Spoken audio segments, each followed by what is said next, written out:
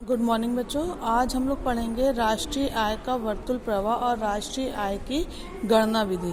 राष्ट्रीय आय का वर्तुल प्रवाह का मतलब ये होता है कि जो देश में आय इनकम आई है वो किस तरह से प्रवाहित हो रही है, किस तरह से चल रही है, उसी को कहते हैं राष्ट्रीय आय का वर्तुल प्रवाह।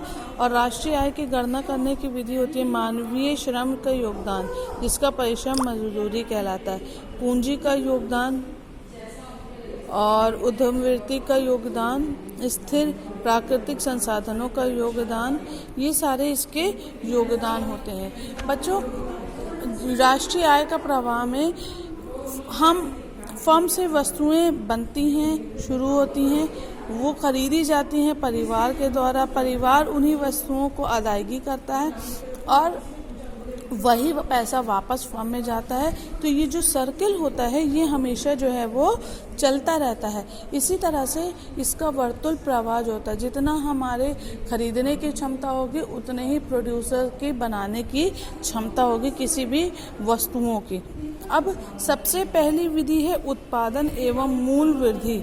उत्पादन मतलब अगर उत्पादनकर्ता कितना उत्पादन कर रहा है उसके आधार पर हम ये गणना कर सकते हैं कि राष्ट्रीय आय क्या होगी। अधिक उत्पादन है तो इसका मतलब ये है कि वो अधिक आय है, हमारे पास राष्ट्र में आय अधिक है। दूसरा हमारे पास है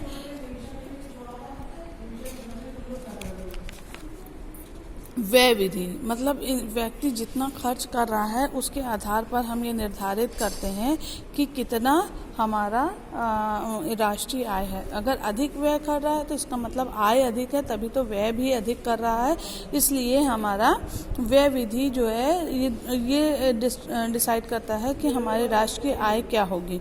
अब व्यय विधि का फॉर्मूला होता है C1 + I1 + G1 + X1। ये देखिए बच्चों, नीचे दिया हुआ है, इसको आप लोग डिटेल से पढ़ लीजिएगा। और दूसरा होता है हमारी आय विधि कि लोगों की जो उपभोग करता है उनकी आय कितनी है। अधिक आय होगी तो वो अधिक व्यय करेंगे। तो अगर अब आय अधिक है, व्यक्ति की आय अधिक है, तो राष्ट्रीय आय भी अधिक होगी ही होगी। चौथी है हमारी साधन लागत आधारित कीमतों पर बाजार कीमतें। मतलब साधन लागत, अगर हम अपने साधनों में लागत ज़्यादा लगा रहे हैं, एक्सपेंसेस ज़्यादा कर रहे हैं, तो हमारा उसमें जो है इनकम भी ज़्यादा होगी, राष्ट्रीय आय उतनी ही अधिक बढ़ती चली जाएगी। तो बच्चों, ये 4 तरह की हमारी विधियाँ थी, उसको आप लोग ढंग से पढ़ लीजिएगा और वर्तुल प्रवाह पढ़ लीजिएगा। ये बहुत इम्पॉर्टेंट टॉपिक है।